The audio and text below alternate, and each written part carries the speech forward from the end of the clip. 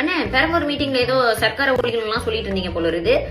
அண்ணே முதல்ல ஒழிக்க வேண்டிய சர்க்காரே பாசிச ஒன்றிய சர்க்காரும் அதுக்கு விலக்கணும் உங்களையும் தானே.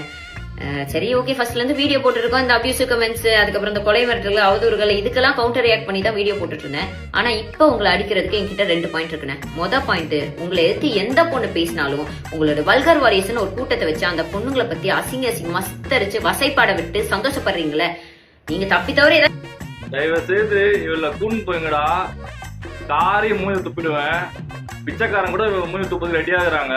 ஏன்னா அவங்க இடத்துல போயிட்டு பிச்சை எடுத்து அவங்க காசு ஆட்டை பண்ணி ஓடி போட்டாலாம். பிச்சைக்காரன் கூட அவங்க தேர்ந்துக்கிறாங்க, எல்லாரும் அவளை தேடுறாங்க. கிட்னி திடுறா, பிச்சைக்காரன் கிட்ட காசு திருன்னு போறா. இவன் மானம் கெட்டவ. இதை பத்தி பேசுறதே எனக்கு அலுவறுப்பா இருக்குது. எத்தனை வீடியோ போட்டாலும் இவங்களுக்கு கழுகை ஊத்துனாலும் வெக்கமே இல்லாம வரா பாத்தீங்களா? அதாவது நீ பைத்தியக்காரி மாதிரி பேசு. அதாவது உனக்கு வந்து ஒரே ஒரு தகுதி மட்டும் இருக்கு. என்ன தகுதி மட்டும் தெரியுமா உனக்கு? பிச்சை எடுக்கிற மாதிரி தகுதி நிறைய இருக்கு உனக்கு.